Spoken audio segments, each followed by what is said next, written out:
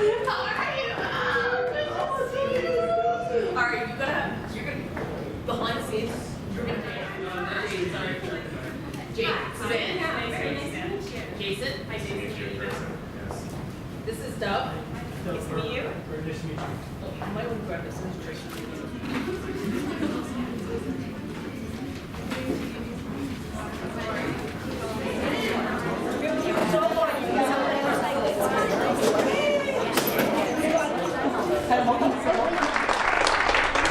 So thank you Amanda, thank you Sandra.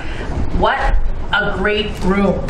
So I was nominated Saturday, so that wasn't that far ago, and of course International Women's Day is today, and this is something that I do every year to recognize women, and I said to, we were talking about how do we pull together, some women so that we could actually celebrate and talk about the issues that matter on International Women's Day, and no word of a lie, I thought there would be 20 people, and so to see the enormous number of people, great women in this room today, is wonderful. So thank you very much for coming, and thank you very much for joining me and everyone here to celebrate International Women's Day. We are here to talk about a really important issue, and that is women. And I'm going to start off by saying that I'm really proud to have worked in government and with a Prime Minister that took unprecedented steps to making progress towards gender equality by appointing a gender-balanced cabinet.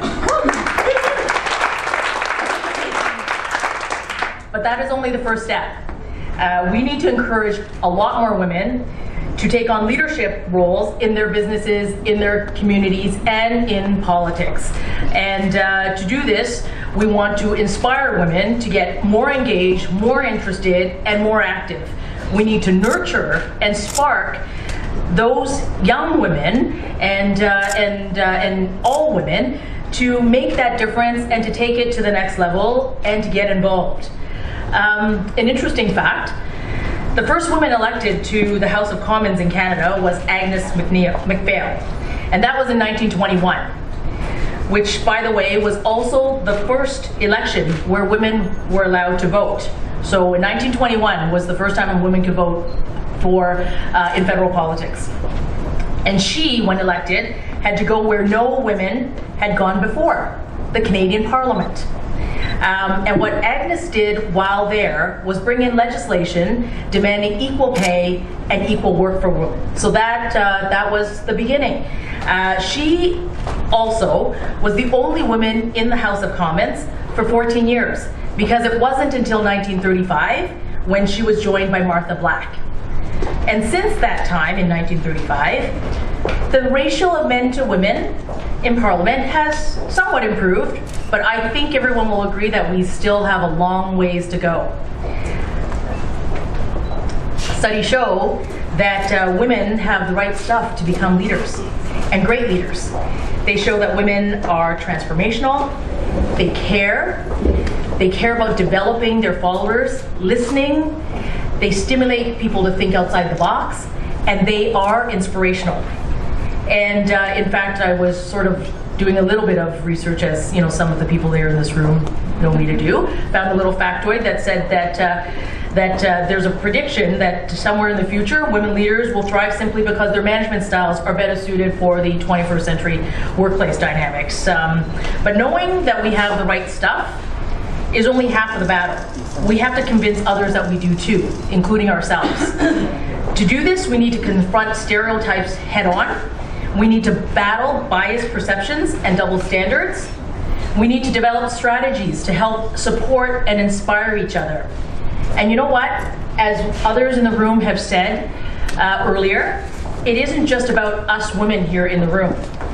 It is a call to action for the men everywhere to also take note, to get involved and promote feminism for all of us. And it is a team effort and a group effort that involves the men and everyone. I have had the privilege to have a lot of male champions in my life.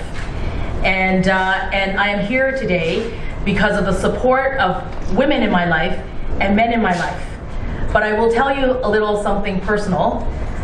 The first champion that started all of this was my father. My father never saw gender at all.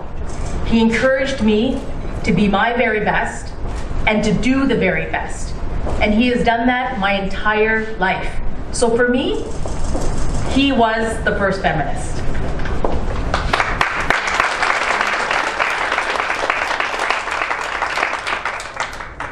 If I'm elected on April the 3rd to represent the riding of Markham Thornhill, you can bet that I will take on the barriers and push to see more women in leadership roles.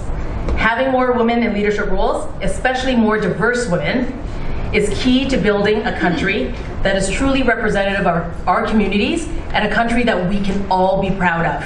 Thank you.